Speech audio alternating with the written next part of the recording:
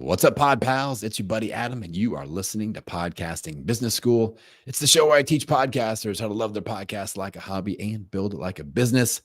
This is a podcast audit episode. I got my pod pal Denise from the Getting R.A.W with Denise podcast, and very excited to have you here today, Denise. Welcome to the show. Thank you, Adam. I'm pumped to be here today. All right. Denise has a good vibe, y'all. This is gonna be a good one. So let's dive in. Let's set a goal. You and I are sitting down 6 months from today. You've built a lot of momentum with your show and with your brand. What would fire you up? Like what result would you be excited about over the next 6 months? Ooh, the results that I would be super excited about looking over the next 6 months is knowing that my podcast is really being maximized as my main platform. So those who are listening to it are getting the most value out of it. They know that if they need some of what I have to offer, they can just go straight to my podcast. But also where I feel that it's like the main focus of my business as far as how I'm able to serve people outside of the other offerings that I do have. Okay. Now what's the big roadblock, or what's the thing that you feel like is keeping you from getting there right now?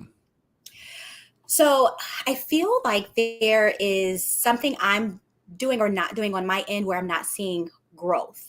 So I have like where I get the same amount of listeners each podcast. And I just celebrated the 4-year anniversary of my podcast. And I feel that I had more listeners in the beginning than I do now. So it definitely could be that I'm not really promoting my podcast much. So my business has pretty much been running based on referrals. So the way I get a lot of my clients is referral based. So I am on social media, but I don't use social media a lot for marketing. I do a lot of in-person networking, things of that nature. So I feel like maybe I dropped the ball somewhere where it comes to actually talking about my podcast or really guiding people to my podcast. So that's where I feel pretty stuck is, okay, how can I get my podcast out there more in a way that feels best for me, where it makes sense for what I do. Okay. And I'm assuming you are a service provider that wouldn't mind having listeners become clients down the road. Is that Correct. true? Okay. And then Yes. who is the ideal listener / client for your show? Like who are you really trying to attract here? So the bulk of the people that I do tend to serve and support are women, mostly womenpreneurs who are ready to prioritize themselves and their desires without the guilt. So these people are focused on inner healing. They're focused on bringing their dreams to life and getting rid of that guilt of feeling that they can or cannot put themselves first. So I work a lot with women, not exclusively with womenpreneurs, but majority of my clients are female business owners. Okay. I like a lot of those words that you are putting out there. I think in terms of like keywords and things that people are putting in the podcast search bar, I'm like female business owner, female entrepreneur. Yes. Personal growth. I heard a little bit of that in there. Like this is definitely making sense. Okay. So I think that something that'll help tremendously would be kind of optimizing with a title extension for your show. So Okay. getting raw with Denise. My rules with a podcast titles, when I read it, I want to know what it's about. I want to know who it's for, and I want at least 2 keywords. And Okay. I think we're 0 for 3, which is probably why you're not seeing that growth. Like, I really don't know who it's for. I know that it's with Denise, which is you. So it's not for women named Denise. That's for sure. But like and then people may not, it's like, R.A.W, the acronym, they may not know what that is all about. So I think a title extension, like, so Getting R.A.W with Denise, and then we go, okay, strategies for, or like personal growth strategies for female business owners or female entrepreneurs. All of a sudden, adding that line to the title, we've got personal growth, huge search term. And maybe if that doesn't fit, we can use something else. But that was the vibe that I was getting with Yes. your description of your ideal listener. So personal growth strategies, personal growth, great search term. Strategies for female business owners, female entrepreneurs, and business owners, like keyword. Those are all highly searched terms to where now somebody searches female business owner or female entrepreneur in Apple in that search bar, now you're going to be playing in that mix. Like before, you won't at all. Like that's Mm-hmm. because people aren't. You have to look at the words that are in the title of your show and go, is anybody searching any of these words specifically in Apple? And if the answer Okay. is no, we got to fix it, because this is our number one organic discoverability tool is the name of the show. So I have podcasting and business in the name of my show. So people are searching both of those terms. And that's why, if you put podcasting tips anywhere, I'm number one, because of the name of my show and how I use the phrase podcasting tips over and over and over again in my brand. So is this starting to make sense? 100%. That it's kind of like having one of those dumb moments, but sometimes, you need to hear it and you need Yeah. for someone else to say it where it's like, okay, yeah, that makes total sense. So thank you. Yes. Yeah. And I mean, I get it from your standpoint. Getting raw with the acronym R.A.W. with Denise, it 100% makes sense to you for your business and what you provide. But me looking from the podcast discoverability perspective, I'm like, this is obvious to me. This is why the right people aren't finding your show, because of just the searchability. It's not like it's a bad title. It's just, it's not optimal for the right people finding your show. So, Okay. yeah. So I think adding a title extension in there, if it was me, I would do something along the lines of personal growth strategies for female business owners and entrepreneurs. Like that's a lot of words, but it doesn't matter. I mean, I've got a Okay. huge title extension for my show. And my show is called Podcasting Business School. That's all I ever introduce it as. I've got a whole string of words that's listed on Apple that's all just search terms, and it helps me. So like Getting Raw with Denise is still your brand. It's still your show. That's what you introduce it as. You don't go da da da da da. I mean, you could add that in there and be like, hey, this is the show where we talk about personal growth strategies for female business owners and entrepreneurs. That's not that wordy to me. Like that's Okay. pretty clear. Like this is who it's for. But I think that's going to help a ton with your search. And then I would look at your host description. So where do you host your show? Like Libsyn, Buzzsprout, Spotify? Where Buzzsprout. do you? Okay, Buzzsprout. Buzzsprout. Excellent. Good. Libsyn and Buzzsprout are the two that I always recommend. They're really great platforms. So Okay. you're in a great spot there. So I would look at the art of your show. Like, so you've got, the podcast art, whatever you add as that title extension, I would try to sneak that onto the art a little bit, where you may have to Okay. move some stuff around. What I usually have my clients do is add what I call a shadow box, like go into Canva and just add the like a little rectangle shadow box at the bottom of the image and stick the new title extension in there. Maybe highlight a couple of the words like female entrepreneur or female business owner in a color that isn't anywhere else on the image, because what'll happen is people will search female business owner. Your show will be in the mix, but there's a whole bunch of other shows on that search page that pops up, right? So there's like 10 other shows. And now we have a new battle to fight. Because if it just says Getting Raw with Denise, we're in the same issue. We're like, I don't know what this is about.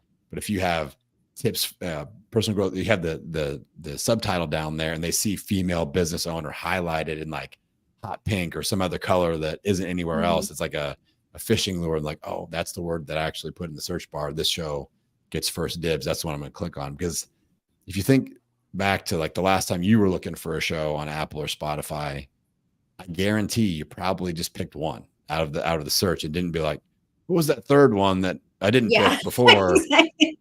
There's one. It's one strike and we're out here. So the art is important. And I think if they do see words that they identify with on the art, it's going to be helpful. And Okay. to me, with podcast art, you got to let the words be the star of the show. A lot of people, I haven't seen your art. I don't know what it looks like, but a lot of podcasters will put a giant picture of their face on there and have little tiny words or like italicized words that are really hard to read. So we have to think big, thick, chunky text, make the most important words go across the whole screen. Like I've got the word podcasting that goes all the way across as big as I can make it. And then let the words be the star of the show. And you'll find little pockets on that square. Like, oh, I could put my face right there, or I could put a microphone image right there. I can dress it up a little bit, but optimize for readability on a phone screen with multiple images. That's huge. A lot of Okay. podcasters, especially newer ones, they don't think about this. So like, I'm just put a big giant picture of my face on there, and then these little tiny words around it. And I mean, it makes sense. Like, I'm trying to be famous over here and put my picture on this thing, but that doesn't work when people are like, I don't know who that is. It works if we're Right. famous. If you're Will Ferrell dressed up as Ron Burgundy or something like that, you can throw your face on there. If you're a famous singer, you've been on American Idol or something, like, yeah, your face is that's gonna work. But for the average podcaster, we can have our own image on there. We can dress it up a little bit, make sure the words are really readable. I'm a huge fan of solid color backgrounds. People get too busy. They got like stained glass and rainbow color backgrounds and all these things. And it's like if it distracts from the text, it's not helping. So I teach a lot of people. I'm like, hey, do a solid black or a solid white. And then if you use a dark background, use light font or vice versa, thick, easy to read. Just make it easy for the right people to go, that's for me. Those are the words that I put in the search bar. Those are the words that I identify. I'm a female business owner. I'm a female entrepreneur that's looking for personal growth strategies. And then you do have a smaller image of yourself on there. Like, oh, wow, Denise looks relatable. She looks like me, or she looks like somebody I'd hang out with or whatever. Then, okay, now it's all working for us. Does that make sense? 100%. Yes. This is all like, this is so, it's just making me think too, again, sometimes you just need to hear it because you're right. Getting raw with Denise, like, sure, that makes sense to me. That makes sense to people who may already know me. But if there's someone new looking for a podcast to listen to, and somehow magically mine pops up, they're like, well, I don't know what this is about. So they can easily just skim through it. But you're right, having more keywords in there will get people say, oh, maybe this is the one for me. Like, oh yeah, she's talking my language now. So that makes a ton of sense. So thank you for that, Adam. Good. That's what it's all about as a service provider. And you said this too at the beginning, like you want this to be a main part of your business ecosystem. Like this is where people go. This is the hub. So we want to think in those terms like a funnel and go, okay, this is the tip of the spear. This is the top of the funnel. We have to attract. If we were to build a lead magnet, we just don't build a lead magnet and let it sit. Like we funnel people into it. So how we do that with a podcast is with the number one way is with the name of the show. And a lot of people don't realize that. Like the words that in that name are hugely, hugely important. So I think this is like, I've had people implement the naming and art strategy that we just went through and done crazy things with their show, especially since you've got 4 years of content. So there's a back catalog. All of a sudden, I mean, imagine 50 people, just 50 find your show and they're the right fit. What are they going to do? Binge. And all of a sudden you're like, I just got a few thousand downloads spiked because these 50 people all went out and listened to 5 episodes each. Like, okay, that starts to add up all of a sudden. And now we're getting these huge spikes from people dipping into your back catalog and going, I'm obsessed with Denise and her show. Like now the right person is showing up, and a certain percentage of those people start converting over into being clients. And that's what we're really looking for. Okay. So let's convert over into talking about that client acquisition, because now I truly believe that you're going to see an uptick in the right people finding your show. Let's talk about expert positioning and listener to client conversion. So with your show right now, what types of episodes are we putting out? Are we doing solos, interviews, coaching episodes? What type of content are we putting out? Okay. So I was going to ask about this too. So I'm glad you brought it up. So I've tried a few different things. I love my solo episodes. Love them. I love talking. But I also really love when I have guests on there as well. So last year I did a whole like season, if you want to call it that, where I had a guest. Well, let me back up. I wanted to switch things up with my podcast.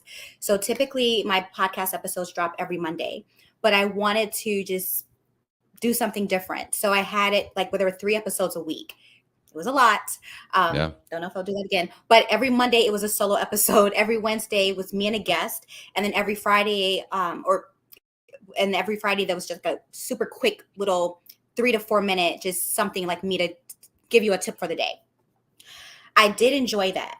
However, this was August through December of last year. I attended Podfest in January, and I was sitting in your class, and Your class was it was seriously one of my favorites. And I All love right. what you said too about, like you say, you're the expert, so you don't want to have it like where it's just all these interviews all the time. Right. And so that's one of my questions for you is I do want to get back into having guests, and I know this is a personal thing, like do what you want to do. But what do you feel is for someone like me who is a service-based provider, and I want to use my platform as I use my podcast as my main platform. So I definitely want to show that I'm the expert in this field. However, I would love to also have guests as well.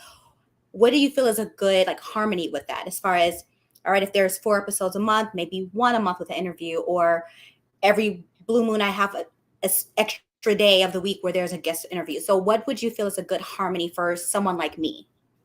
Okay.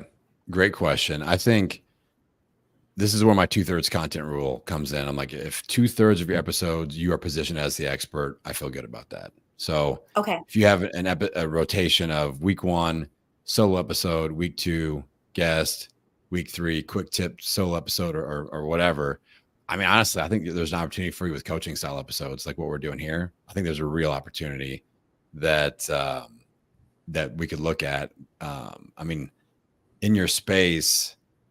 I mean, imagine bringing female entrepreneurs or female business owners onto your show for a 15-minute audit or strategy session or kickstart session or like a get out of your own head session or like what, like, I think there's a real opportunity where if I were you, I would pick 1 or 2 really frustrating points from your ideal client avatar and go, okay, this is what this episode is all about. So Okay. like, what's one huge frustration point for somebody that you work with specifically? Oh, Is it one of the biggest things is women who are very successful in their career, but they feel like a fraud. Like it's really hard for them to feel like the expert, even though their business reflects that they're doing very well. So I hear a lot of imposter syndrome. I feel like a fraud. Like I'm waiting for the other shoe to drop. Like things are going too well. So I hear that a lot. okay? So imagine if you lean into that pain point and spotlight it and be like, we have to get raw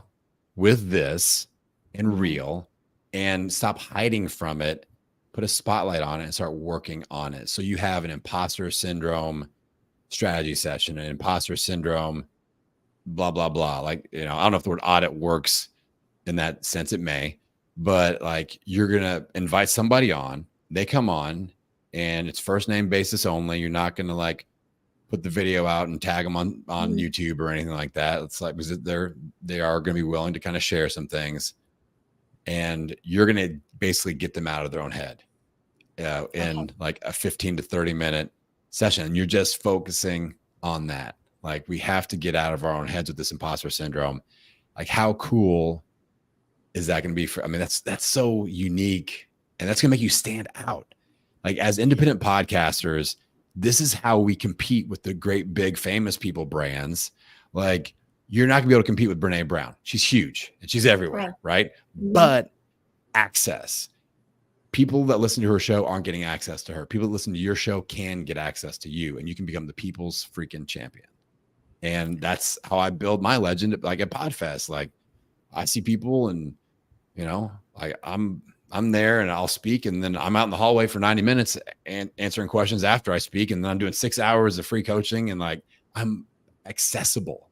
And that's how we win the game. So I think you inviting your audience on, like, listen, this is something that you all have made clear that we are struggling with as a community. We're going to really shine a spotlight on this and work on it. I'm going to invite you on the show, first name basis only.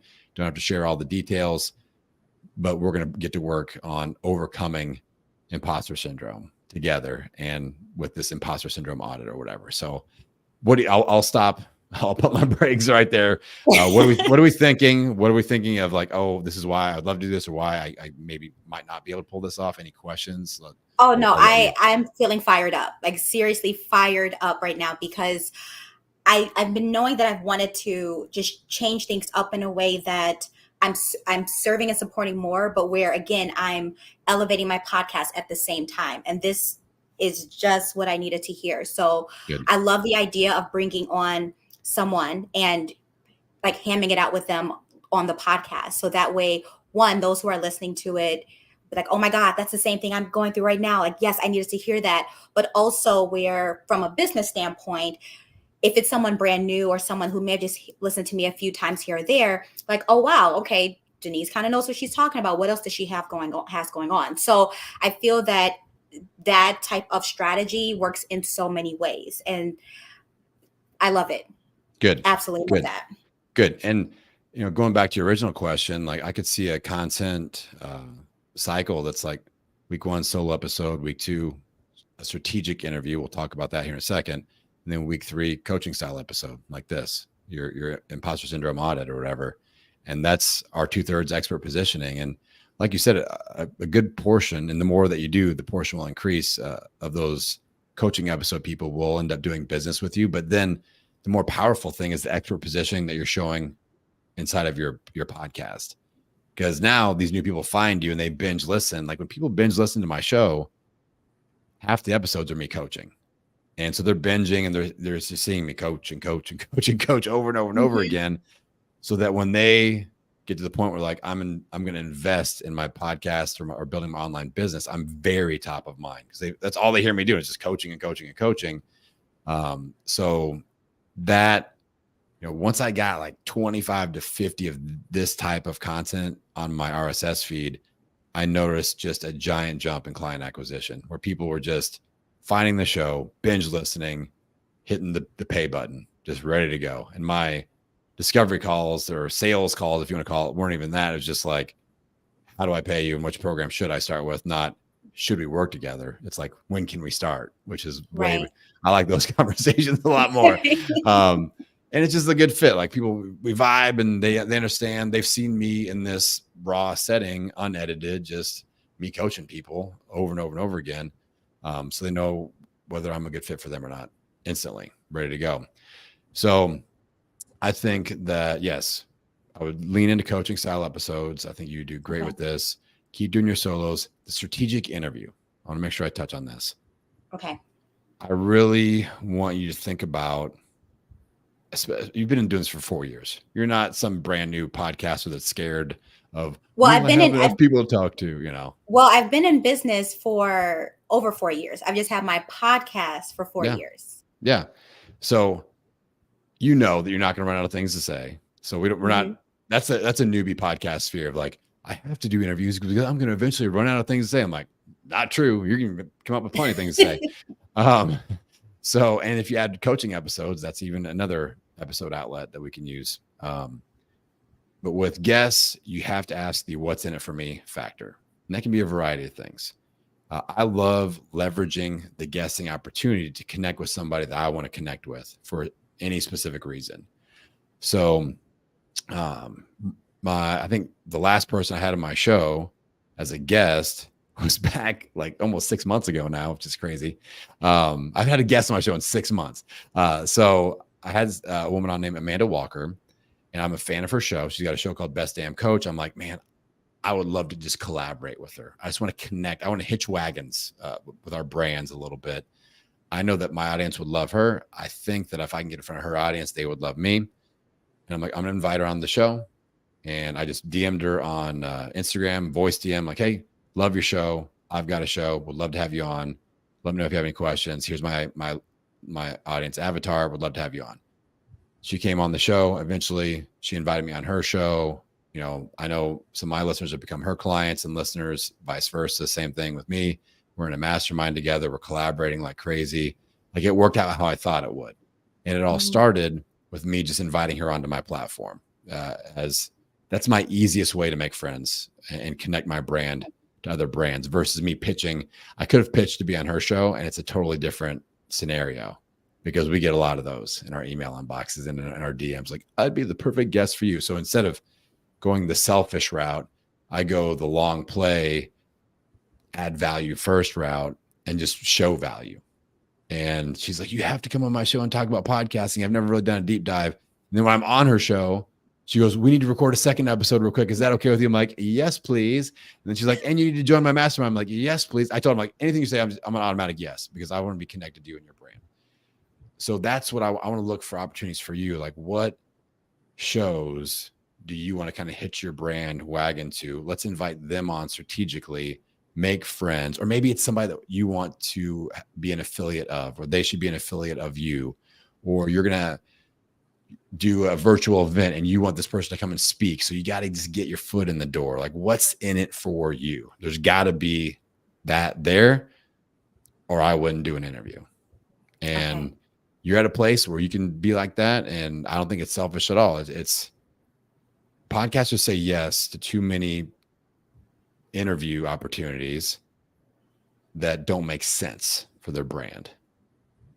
You know, it's not a hell yes. It's a meh. You know, it's like, it's content. And then what? Yeah. And then it's like, why waste my time and energy if it's just meh? Exactly. Yeah. So, I mean, I think, and another thing is you could be interviewing potential clients that maybe you see just an awesome female entrepreneur doing something out there, and you are like, or maybe they have a company that could feed you clients. That's probably more likely. Like they're in a niche where like their client, they have a different service, but their client is also your client. Let's have them on and let's talk about collaboration opportunities, because maybe you get to come in and do a mastermind session with their membership or their client or whatever. And all of a sudden you set them up with an affiliate for your program, and everybody's making money and everybody's happy. Like those are great opportunities. I do a ton of that. I speak at so many masterminds and things where I'm like, let's just make friends. I know I do a little research. I'm like, yeah, this membership they've got, I would love to speak to those people. And then I go, hey, you know, I noticed you have a membership. It's after the interview. Like if you ever need speakers, I'll do it for free. I've got a great affiliate program. If you ever want to talk about it, just let me know. And I just shut up. And that seed has been planted. And then down the road, you know, we stay connected and things usually work out. So so content wise, keep doing solo episodes. Definitely start doing some coaching style episodes. That's going to work. And then strategic, what's in it for me based interviews. Make sense? Okay. Makes a ton of sense. Okay. 3 quick questions. Yes. 1, because I love even looking at the interviews in a different way too. Like, okay, just being more strategic with who I'm bringing on my show. So when it's someone that you don't have a relationship with, but you're like, hey, I really like their vibe, I like what they offer, whatever the case may be. If I'm reaching out to them to ask them to be a guest on my show, can I, how simple or extensive does this message need to be? Do I need to say like, this is what I do, or this is where you can find, like, is it just super simple? Like, hey, this is my podcast. This is what it's about. This is what I like about you. Would you like to be on? Or do I need to give a whole dissertation? No, I think the more personalized and just informal, the better. I like to voice DM people on Instagram. Me too. And I just am like, I love your show. Here's why. Would love to have you on my show. Here's why. And here's the audience I'd be putting you in front of. And I think that's the key thing is like with my show, I'm like, if you want to get in front of online business owners and podcasters, that's who my audience is. So, service providers, coaches, consultants, like those are my people. Then people that want to get in front of those people are pretty excited about it. And, and the fact that you've been doing the show for 4 years, there's a lot of credibility with that. But yeah, keep it super simple, informal, let them know who they're talking to. I think you'll be good to go. Okay.